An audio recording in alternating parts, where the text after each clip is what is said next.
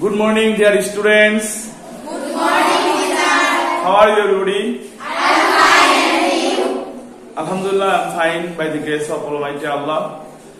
Dear students, তো তোমাদের গত পাঠে আলোচনা ছিল ওয়ার্ড এবং সেন্টেন্স, তাই না? এর ডেফিনিশন ছিল। তো সেটা কি তোমরা পড়াশোনা করেছিলে? বাড়ির কাজ তো করেছো সবাই নাকি? আচ্ছা, আমি একজনকে জিজ্ঞেস করে দেখি। আফসিন, তুমি দাঁড়াও, বলো ওয়ার্ড কাকে বলে?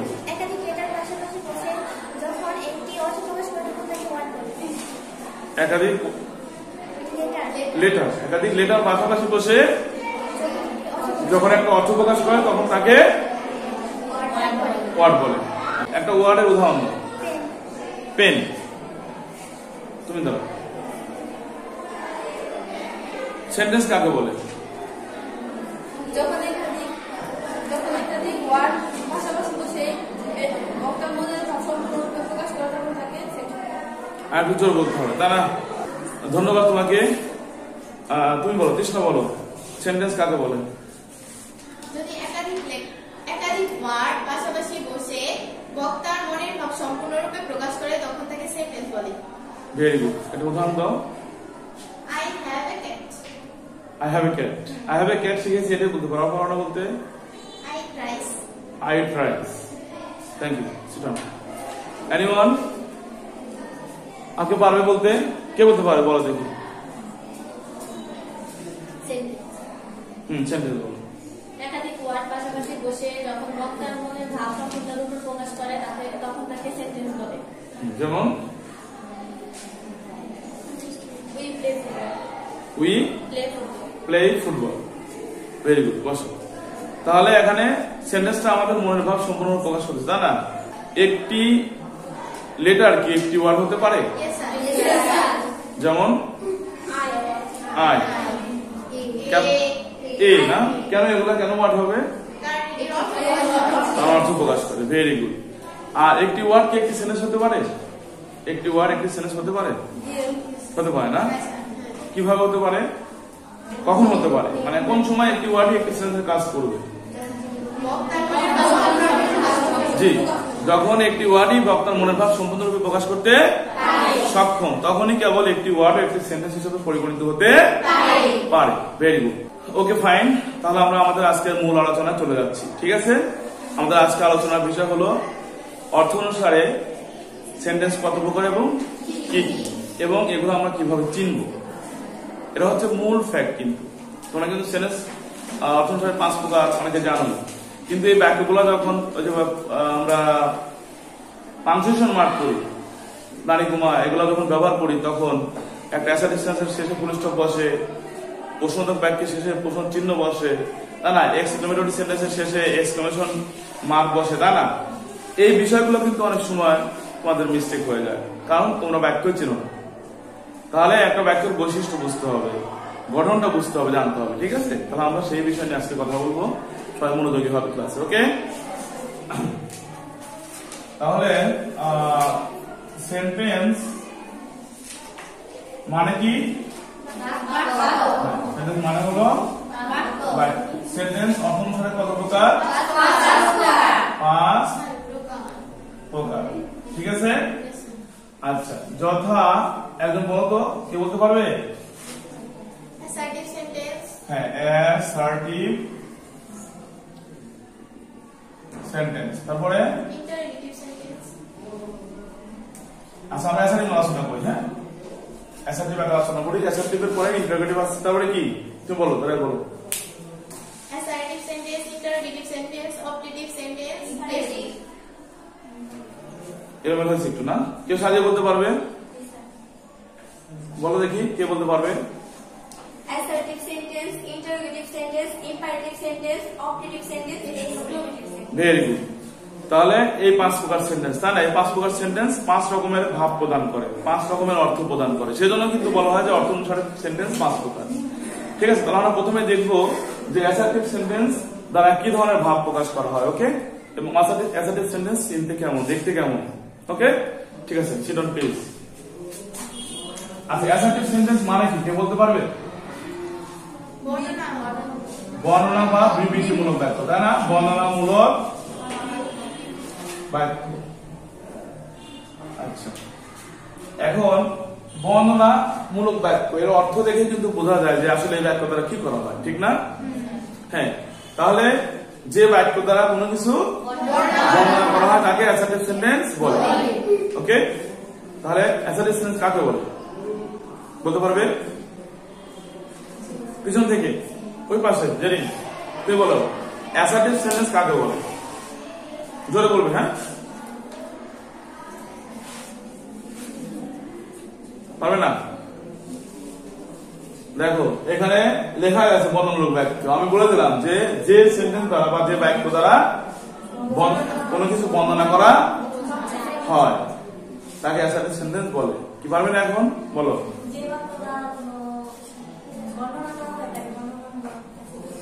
তাকে বর্ণনামূলক বাক্য বা অ্যাসার্টিভ সেন্টেন্স বলা হয়। অ্যাসার্টিভ মানে ইংরেজিতে আমরা যেটাকে অ্যাসার্টিভ বলতেছি, বাংলা সেটা কি? বর্ণনামূলক, তাই না? ঠিক আছে, বসো। নেক্সট মারিয়া, অ্যাসার্টিভ সেন্টেন্স কাকে বলবো? যে বাক্য দিয়ে বা যে বাক্য দ্বারা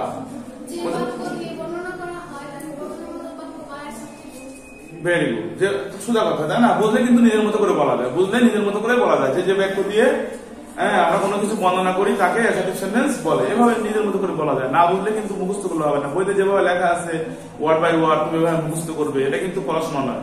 পড়াশোনা হলো এই জিনিসটাতে কি হয়, এর কাজ কি সেটা বুঝে হ্যাঁ নিজের মতো করে সেটা মনে রাখা বা বলা। Thank you, sit down. Next Fariya, না ফাহিমা।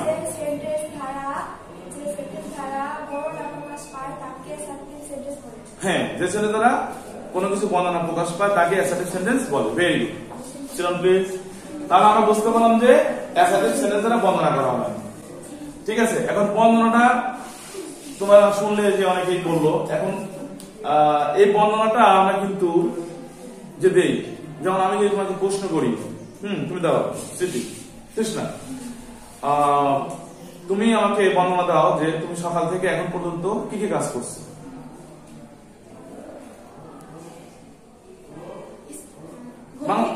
হ্যাঁ, তুমি ঘুম থেকে উঠছো, তারপর ব্রাশ করছো, তারপরে স্কুলে এসেছো, খাবার খেয়েছো। আচ্ছা, তাহলে বর্ণনা এভাবে হচ্ছে, কিন্তু ও বাড়িতে কি কি করছে সেটা বর্ণনা দিচ্ছে। আমি ঘুম থেকে উঠছি, তারপর আমি ব্রাশ করছি, তারপরে আমি নাস্তা খেয়েছি, তারপরে আমি কি রেডি হয়েছি, তারপরে স্কুলের জন্য রওনা দিয়েছি। তাহলে এই যে কথাগুলো বললে, এটা সে সকালে কি কি করছে তার বর্ণনা দিচ্ছে। এর প্রত্যেকটা বাক্য কিন্তু অ্যাসার্টিভ সেন্টেন্স, কারণ এখানে কাউকে জিজ্ঞাসা করা হয়নি, কোন প্রশ্ন জিজ্ঞাসা করা হয়েছে, কাউকে দোয়া করা হয়েছে, আশীর্বাদ করা হয়েছে, হ্যাঁ কাউকে হুকুম করা হয়েছে না, হুকুমও করা হয়নি। তাহলে দেখো এখানে সবগুলো বর্ণনা দেওয়া হয়েছে। ঠিক আছে, তাহলে বুঝতে পারছো যে বর্ণনা কি জিনিস। ভেরি গুড, বসো। এই বর্ণনাটা দুই ভাবে দেওয়া যায়, যেমন ও সবগুলো পজিটিভ বর্ণনা বলছে, সবগুলো এগুলো করছে। ঠিক আছে, এখন বর্ণনা নেগেটিভ হতে পারে। ঠিক আছে, যেমন দেখো আমি একটা বাক্য লিখি যে আই টেক মাই মিল, তাই না? আই টেক মাই মিল, আমি আমার খাবার কি খেয়েছি বা আমি আমার খাবার খাই। আচ্ছা, তাহলে এই যে বাক্যটা দেখছি যে আমি আমার মিল নেই বা আমি আমার মিল কি খাই, এখন টেক মানে কিন্তু খাওয়ার তো বসে। তাহলে এই যে বাক্যটা এখানে কিন্তু পজিটিভ, যে আমি আমার খাবার খাই বা আমি আমার খাবার নেই। ঠিক আছে না? কিন্তু আমি আমার খাবার নেই না, হ্যাঁ যদি এটা বলি, এটা কিন্তু একটা নেগেটিভ বর্ণনা। কি বর্ণনা? নেগেটিভ বর্ণনা। তাহলে কি হবে? আই কি হবে বলো? I do not take my I do not take my meal. তাহলে এটা কেমন বর্ণনা হলো? পজিটিভ বর্ণনা বা হাবাদক বর্ণনা। এটা কেমন বর্ণনা? নেগেটিভ বর্ণনা।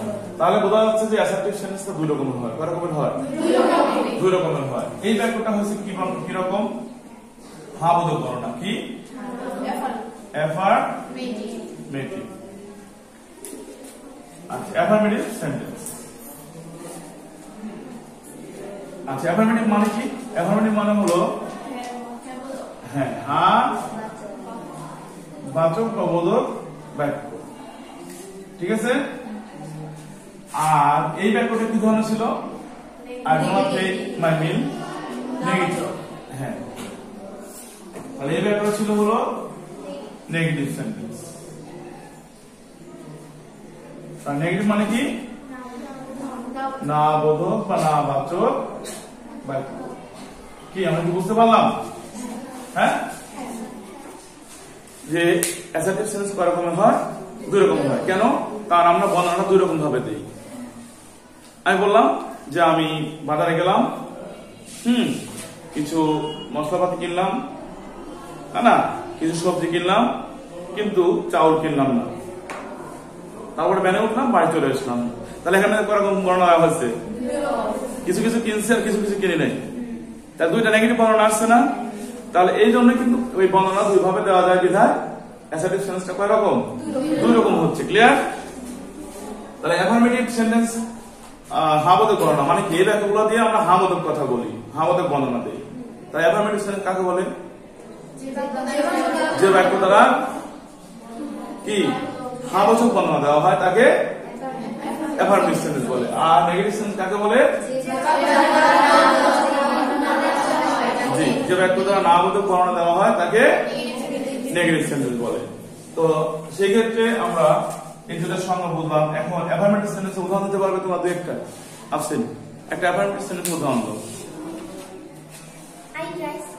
I eat rice। তারপরে I play ball। তারপরে I fly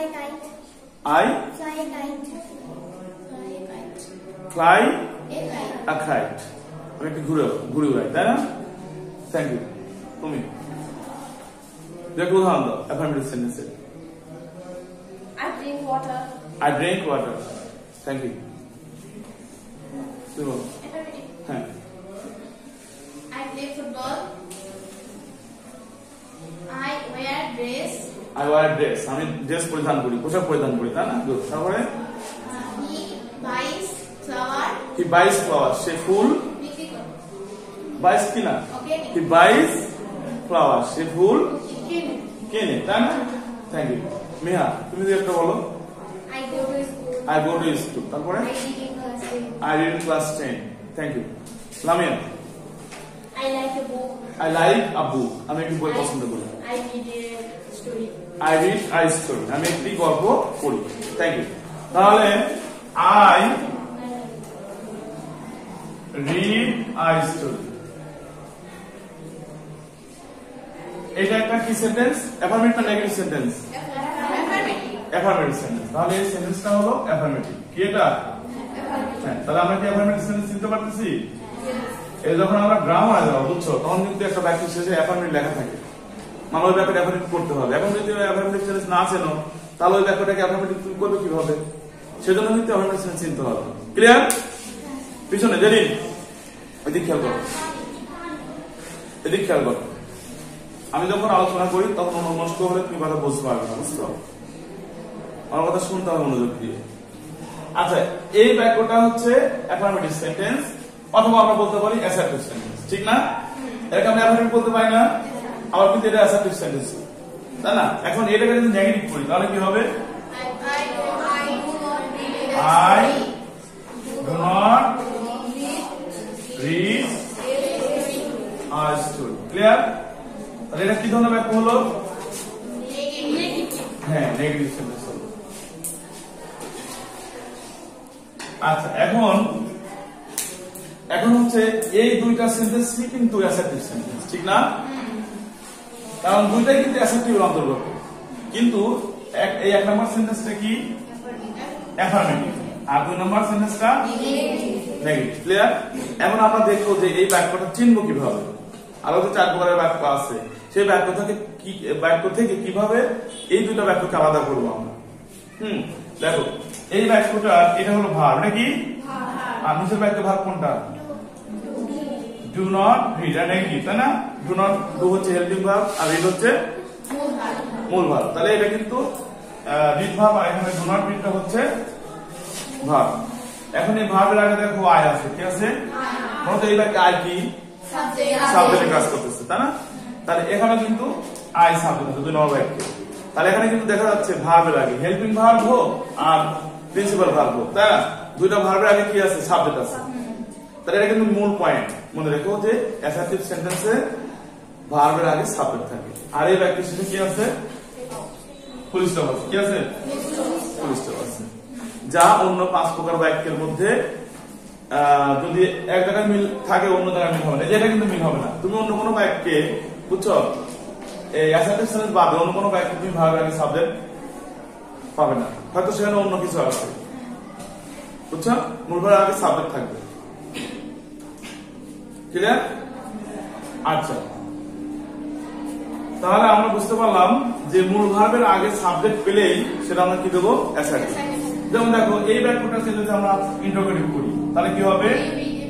do you read a story book.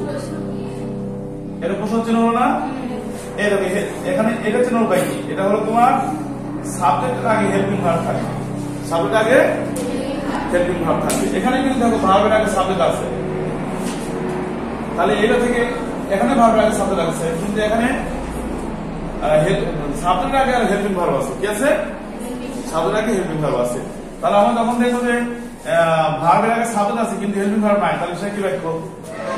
Assertive. আর যখন দেখবো যে না সাবজেক্টের আগে হেল্পিং ভার্ব আছে তখন সেটা কি হবে? ইন্টারোগেটিভ। তখন আমরা কিন্তু এই বাক্য বুঝলে কিন্তু আমরা শেষে প্রশ্নের চিহ্ন দিতে পারবো। আর যদি বুঝি না বুঝি সেটা প্রশ্ন বাক্য তাহলে কি দিতে পারবো? সেজন্য কিন্তু বাক্য চিনতে হবে। তাহলে আমরা অ্যাসার্টিভ সেন্টেন্স বুঝলাম নাকি?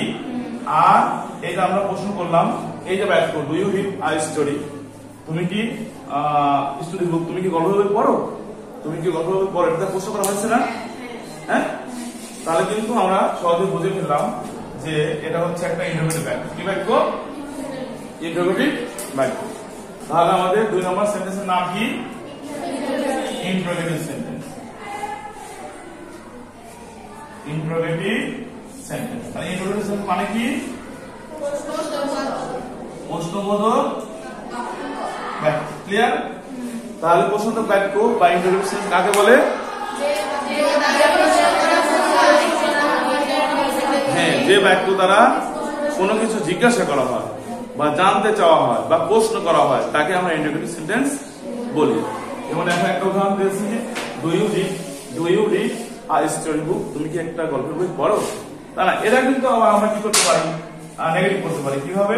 Don't you read a story book, তুমি কি একটি গল্পের বই পড়ো না? এটা কিন্তু প্রশ্ন, তাই না? তাহলে এখানে দেখা যাচ্ছে যে প্রশ্নবোধক বাক্যের মধ্যে কিন্তু হাবোধক এবং নাবোধক প্রশ্ন আছে, ঠিক না? হাবোধক এবং নাবোধক প্রশ্ন আছে। যাই হোক, তাহলে আমরা বুঝলাম অ্যাসার্টিভ সেন্টেন্স। অ্যাসার্টিভ সেন্টেন্স কি করা হয়? বর্ণনা করা হয়, মানে the function of a sentence, সেন্টেন্সের কাজ এটা বুঝতে হবে এবং ওই বাক্যটাকে চিনতে হবে যে আমরা কিভাবে চিনব, তাই না? তাহলে এখানে যদি গঠন লেখো তাহলে দেখা যাবে যে অ্যাসার্টিভ সেন্টেন্সের মধ্যে কি কি আছে? Subject plus verb plus object বা এক্সপ্রেশন। আর ইন্টারোগেটিভ সেন্টেন্স যদি তুমি গঠন লেখো তাহলে কি হবে? হেল্পিং ভার্ব তো লাস্টে থাকে, হেল্পিং ভার্ব প্লাস তারপরে সাবজেক্ট, তাই না? তারপরে ভার্ব, তারপরে কি? অবজেক্ট বা এক্সটেনশন। তাহলে এবং সেটা প্রশ্ন চিহ্ন, আর এখানে হচ্ছে ফুল স্টপ, তাই না? এভাবে আমরা গঠন দেখে বুঝতে পারি, আবার বাক্য দেখেও বুঝতে পারি। তাহলে আমরা আজকে বললাম হচ্ছে অ্যাসার্টিভ সেন্টেন্স, এবং অ্যাসার্টিভ সেন্টেন্স দুই ভাগে ভাগ করা যায়, অ্যাফার্মেটিভ এবং নেগেটিভ। আর আরেকটা শিখলাম হচ্ছে ইন্টারোগেটিভ সেন্টেন্স। আর আমাদের বাকি থাকে কয়টা? 3টা। কি কি? ইম্পারেটিভ, অবজেক্টিভ এবং এক্সপ্রেসিভ। এই তিনটা আমরা পরবর্তী ক্লাসে শিখবো ইনশাআল্লাহ, নাকি? তো আজকের আলোচনার উপর তোমাদের কোনো প্রশ্ন আছে নাকি? অ্যাসার্টিভ বা ইন্টারোগেটিভ বুঝো নাই বা কোনো জায়গায় বুঝো নাই বা তোমার মনে প্রশ্ন আছে, এরকম আছে কিনা? জানলে থাকলে বলো আমাকে। আছে প্রশ্ন? নাই? তাহলে এটা তোমাদের ক্লিয়ার হচ্ছে? হ্যাঁ, আচ্ছা। তাহলে আজকের পর থেকে তোমাদের প্রশ্ন থাকবে। প্রশ্নগুলো হলো, দেখো, অ্যাসার্টিভ সেন্টেন্স মানে কি? অ্যাসার্টিভ সেন্টেন্স কাকে বলে? অ্যাসার্টিভ সেন্টেন্স কাকে বলে তা উদাহরণ দিবে, ঠিক আছে? তারপর অ্যাসার্টিভ সেন্টেন্স তো কয়ভাবে ভাগ করা যায়, কি কি সেগুলো উদাহরণ, ঠিক আছে? তারপরে হলো তোমার আচ্ছা প্রত্যেকটা উদাহরণ তিনটা করে লিখবে। অ্যাসার্টিভ সেন্টেন্স উদাহরণ তিনটা লিখবে, আবার অ্যাফার্মেটিভ উদাহরণ তিনটা লিখবে, নেগেটিভ উদাহরণ তিনটা লিখবে, ঠিক আছে? তারপরে হলো অ্যাসার্টিভ সেন্টেন্স চেনার উপায়, অ্যাসার্টিভ সেন্টেন্স চেনার উপায়, ঠিক আছে? এবং অ্যাসার্টিভ সেন্টেন্সের গঠনটা কেমন এই প্রশ্নটা লিখবে, ক্লিয়ার? তারপরে এই ইন্টারোগেটিভ সেন্টেন্স, অ্যাসার্টিভ সেন্টেন্স সম্পর্কে যেরকম প্রশ্ন করছে আমি ইন্টারোগেটিভ সম্বন্ধে প্রশ্ন করতে হবে। ইন্টারোগেটিভ সেন্টেন্স মানে কি, ইন্টারোগেটিভ সেন্টেন্স কাকে বলে, উদাহরণ, হ্যাঁ, এবং উদাহরণ যখন দিবে তখন মিনিমাম 3টা উদাহরণ দিবে। কয়টা উদাহরণ দিবে? তাহলে বাড়ির কাজ পাইছো? তাহলে আমরা আজকের ক্লাস এখানে শেষ করতেছি, আগামী ক্লাসে কথা হবে। Okay, see you next class. Thank you.